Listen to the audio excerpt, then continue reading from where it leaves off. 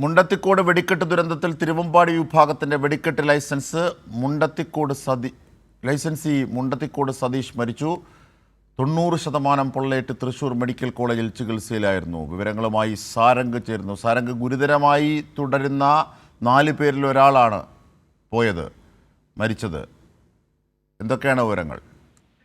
തീർച്ചയായും ജിംഷാദ്, 4 പേരായിരുന്നു അതീവമായിട്ട് അല്ലെങ്കിൽ അതീവ ഗുരുതരാവസ്ഥയിൽ ഉണ്ടായിരുന്നത്. അതിൽ ഒരാളായിരുന്നു ഇത്തരത്തിൽ സതീഷ് എന്ന് പറയുന്നത്. മുണ്ടത്തിക്കോട് സതീഷ് ഈ തിരുവമ്പാടിയുടെ ഇത്തരത്തിൽ വെടിക്കോപ്പുകൾ നിർമ്മാണം നടത്തിയിരുന്നതും അല്ലെങ്കിൽ അതിന്റെ ലൈസൻസിയും കരാറും ഒക്കെ സതീഷിന്റെ പേരിലായിരുന്നു. അതിലുപരി ഒരു തികഞ്ഞ കലാകാരനായിരുന്നു. കഴിഞ്ഞ 13 വർഷത്തോളമായിട്ട് ഈ കരിമരുന്ന് പ്രയോഗത്തിൽ അദ്ദേഹം സജീവമായിരുന്നു എന്നുള്ളതാണ് ഏറ്റവും വലിയ പ്രത്യേകത. അങ്ങനെ ഈ തവണത്തെ തൃശൂർ പൂരത്തിന്റെ വെടിക്കെട്ടും അദ്ദേഹത്തിന് തന്നെയാണ് തിരുവമ്പാടി ഏൽപ്പിച്ചത്. അതിന്റെ കൃത്യമായിട്ടുള്ള ക്രമീകരണങ്ങളും നിർമ്മാണ പ്രവർത്തനങ്ങളും ഒക്കെ സജ്ജമായിട്ട് നടന്നുകൊണ്ടിരിക്കുന്ന വേളയിലാണ് ഒട്ടും നിലച്ചിരിക്കാതെ ഇത്തരത്തിലൊരു വലിയ ദുരന്തം ഉണ്ടായത്. ആ ദുരന്തത്തിൽ ഈ സതീഷിന് 90% പൊള്ളലേറ്റത്.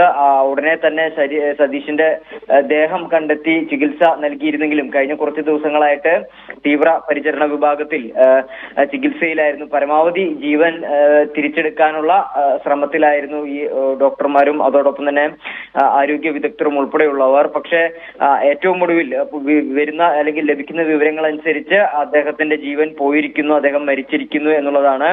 എന്തായാലും അതിദാരുണമായിട്ടുള്ള ഒരു വാർത്തയാണ്. കഴിഞ്ഞ കുറെ വർഷങ്ങളായി അദ്ദേഹമായിരുന്നു ഈ തിരുവമ്പാടിയുടെ ഒക്കെ നേതൃത്വത്തിൽ അല്ലെങ്കിൽ ആ വെടിക്കോപ്പ് നിർമ്മാണങ്ങൾക്കൊക്കെ ഒരു നേതൃത്വം നൽകിയത്. ആകാശത്ത് പ്രത്യേകിച്ച് ഈ സതീഷിനെ കുറിച്ച് നോക്കുമ്പോൾ തന്നെ പ്രത്യേകിച്ച് ഈ വർണ്ണവിസ്മയങ്ങൾ തീർക്കാൻ പ്രത്യേകം ഒരു കഴിവുള്ള അല്ലെങ്കിൽ അതിന് മാത്രം വൈദഗ്ധ്യമുള്ള ഒരു കലാകാരൻ കൂടിയായിരുന്നു അദ്ദേഹം. അദ്ദേഹത്തിന്റെ അച്ഛൻ എന്ന് പറയുന്നത് മണിപ്പാപ്പാൻ എന്നാണ് വിളിച്ചിരുന്നത് അദ്ദേഹത്തിന്റെ അച്ഛനെ. അതായത് കുറെ വർഷങ്ങളായിട്ട് തിരുവമ്പാടിയുടെ അല്ലെങ്കിൽ തൃശൂർ പൂരവുമായി ബന്ധപ്പെട്ട് ഈ കരിമരുന്ന് പ്രയോഗങ്ങളൊക്കെ നടത്തിയിരുന്ന ഒരു വ്യക്തിയായിരുന്നു ഈ മണിപ്പാപ്പാൻ എന്ന് പറയുന്നത്. അങ്ങനെ അച്ഛന്റെ ഒരു പാരമ്പര്യം അല്ലെങ്കിൽ അച്ഛന്റെ ആ ഒരു ശിക്ഷണത്തിൽ നിന്നൊക്കെയാണ് ഈ സതീശൻ ഈ രംഗത്തേക്ക് അല്ലെങ്കിൽ ഈ മേഖലയ്ക്ക് കടന്നു വരുന്നത്. അങ്ങനെ അച്ഛൻ ഉണ്ടായിരുന്ന അതേ കഴിവുകളൊക്കെ തന്നെയും മകനും ഉണ്ടായിരുന്നു. വർണ്ണവിസ്മയങ്ങളൊക്കെ തീർക്കാൻ പ്രത്യേകമായിട്ടുള്ള കഴിവുകൾ ഉണ്ടായിരുന്നു എന്നുള്ളതാണ് ഏറ്റവും എടുത്തു പറയേണ്ട ഒരു കാര്യം. എന്തായാലും കഴിഞ്ഞ കുറച്ച് ദിവസങ്ങളായിട്ട് തൃശൂർ മെഡിക്കൽ കോളേജിൽ അതീവ അല്ലെങ്കിൽ തീവ്ര പരിചരണ വിഭാഗത്തിൽ അദ്ദേഹം ചികിത്സയിലായിരുന്നു. ഇപ്പോൾ അദ്ദേഹത്തിന്റെ ജീവൻ നഷ്ടപ്പെട്ടിരിക്കുന്നു, അദ്ദേഹം മരിച്ചിരിക്കുന്നു എന്നുള്ള വാർത്തയാണ് പുറത്തു വന്നിരിക്കുന്നത്.